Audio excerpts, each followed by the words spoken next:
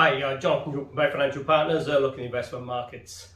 For the first time, we've seen one of the Fed officials, Charles Evans from Chicago, coming out and saying he's actually a little bit apprehensive now about the Fed raising the interest rates too quickly and going too far.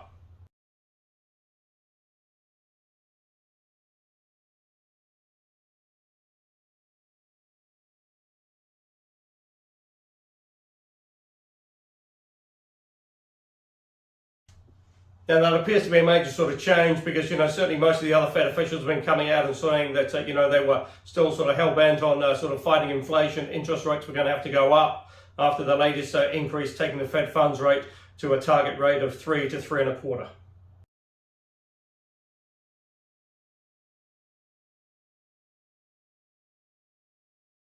But on the back of that, obviously the US dollar strengthened dramatically and has really strengthened appreciatively against most other currencies, taking the British pound down to around 104, although it has come back slightly from there.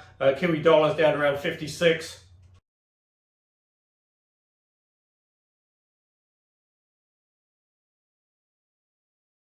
So certainly that strong dollar is going to be a bit of a headwind for the US economy, but you've still got a pretty robust economy, and we're going to get some further evidence of that with the next round of the unemployment data coming out.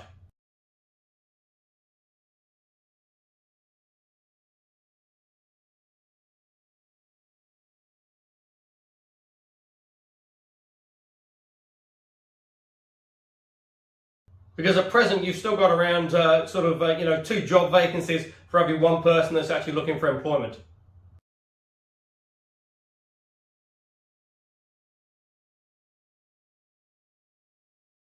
So now it's just going to be very interesting, as we get into the next sort of round of earnings reporting, because for the third quarter now it's just going to be interesting to see because, certainly given the fall in stocks, some of these valuations now do look reasonably attractive, providing the earnings hold up.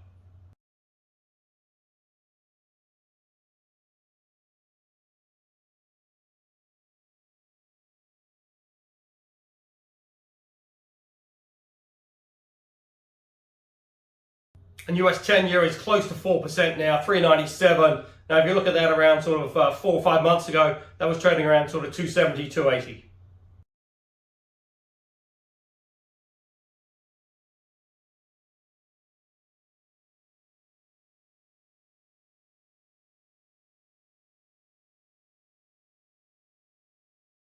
Now, certainly what will help a little bit on the inflation front is the fact that oil is still continuing to fall and is now below $80 a barrel.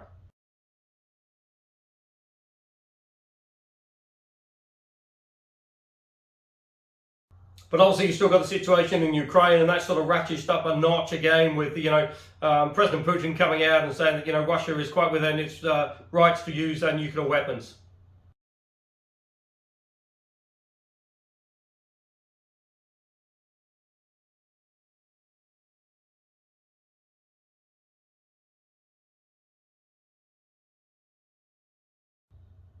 They're also just coming to the close of a sort of sham 4-day referendum in the eastern part of Ukraine that is occupied by Russian troops, asking people whether they want to be part of the Russian Union. Now, given the fact that most of the people who have left there really have no other choice, most of the sort of free thinkers have already left that area. Most people expect that to be a resounding yes, that they do want to join Russia.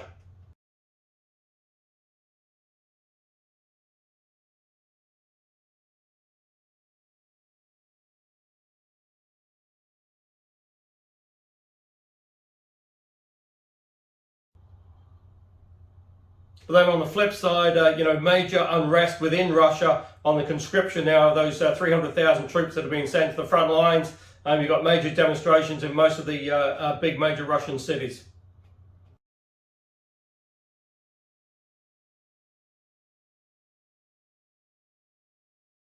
And that must be starting to sort of hit home with President Putin, yet again a further embarrassment to him. And it's really just very hard to see how he can sort of come out of this with any credibility.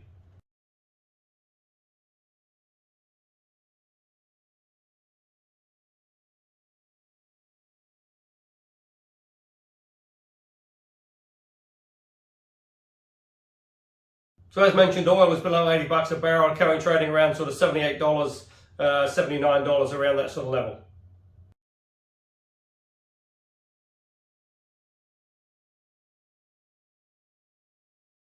And that obviously does help to reduce some of the inflationary pressures around the world.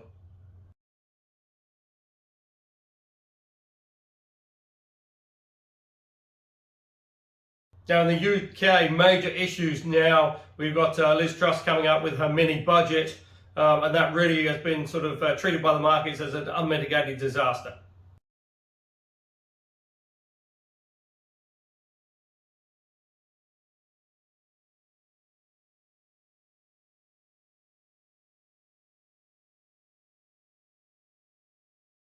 Kwasi Kwarteng, the new Treasurer and Finance Minister there, sort of issued a sort of mini budget that has sort of scrapped the really top rate of tax, looking at trying to sort of reflate the economy in sort of old terms, almost like old Reaganomics, where it sort of trickled down and sort of filtered through the economy.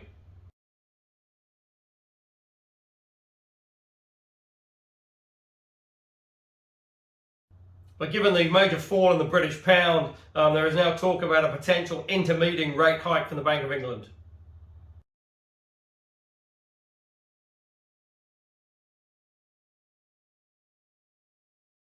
And now looking potentially at a base rate there of sort of 6%. That was, sort of targeted to be around sort of 3.5 only about sort of a month ago.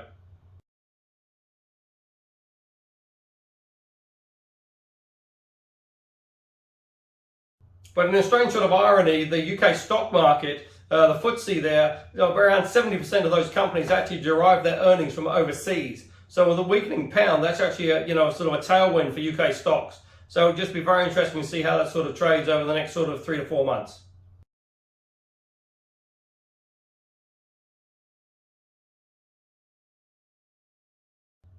Because potentially the profits now for some of these big UK companies that are listed on the London Stock Exchange could be pretty good.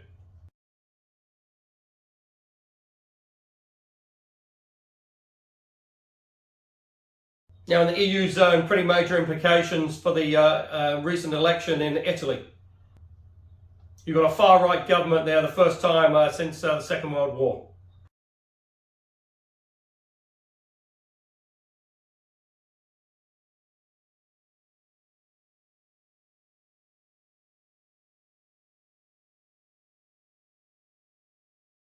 Giorgia Meloni now looks like she's going to take power and be the first female prime minister in Italy.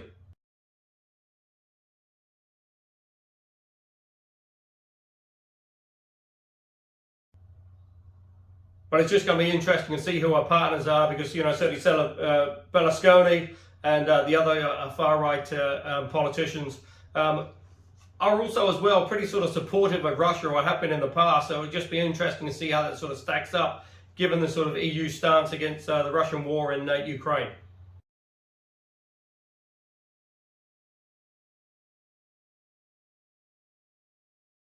Now in Australia, obviously the Australian currency suffering as well against that strong US dollar.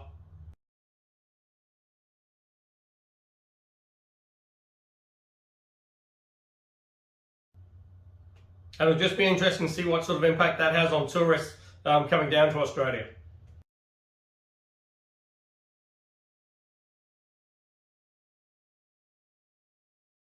Now here in New Zealand, the latest opinion polls show that National and ACT can actually govern alone now. They would have around 62 to 63 seats.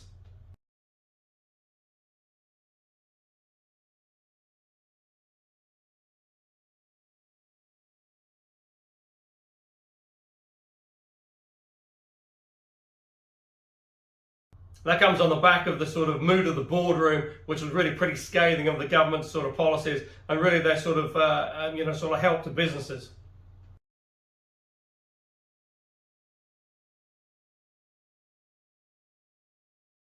So the New Zealand dollar suffering as well, down to around 56 cents. Not seen for quite a while, those sort of levels. But that's really on the back of that very strong US dollar.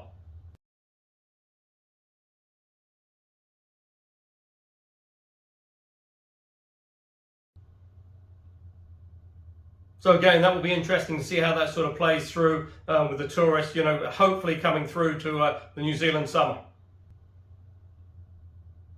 So again, that will be interesting to see how that sort of plays through with the tourists, hopefully coming through to the New Zealand summer.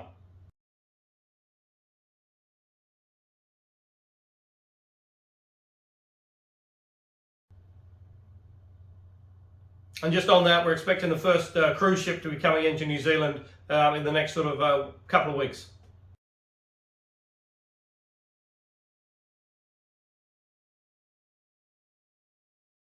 Now that's obviously a major tonic for the sort of hospitality and sort of tourism industry, and it'll just be very interesting to see how much money is actually pumped into the economy on the back of that.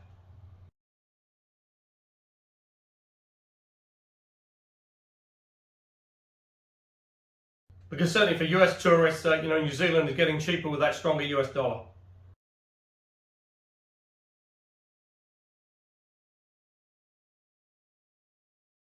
And looking at it now, obviously, getting down to just over a year now until the next election, it is going to be very interesting to see how this sort of plays through. Potentially the Prime Minister sort of hinted that, the election date will be announced early part of 2023.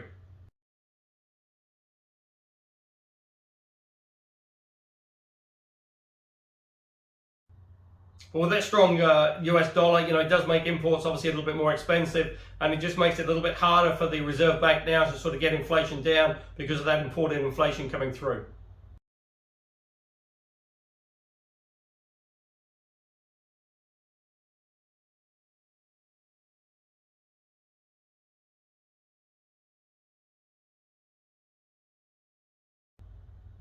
So potentially now you could see the OCR sort of peaking around sort of 4.5 as opposed to sort of 4% that was previously forecast.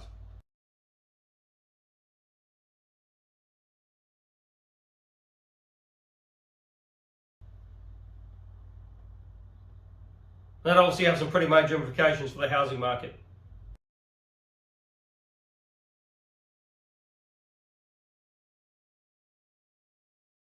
But if you are looking for income options, go to the website www.bayfinancialpartners.co.nz for lots of interesting articles, and we look forward to speaking to you soon.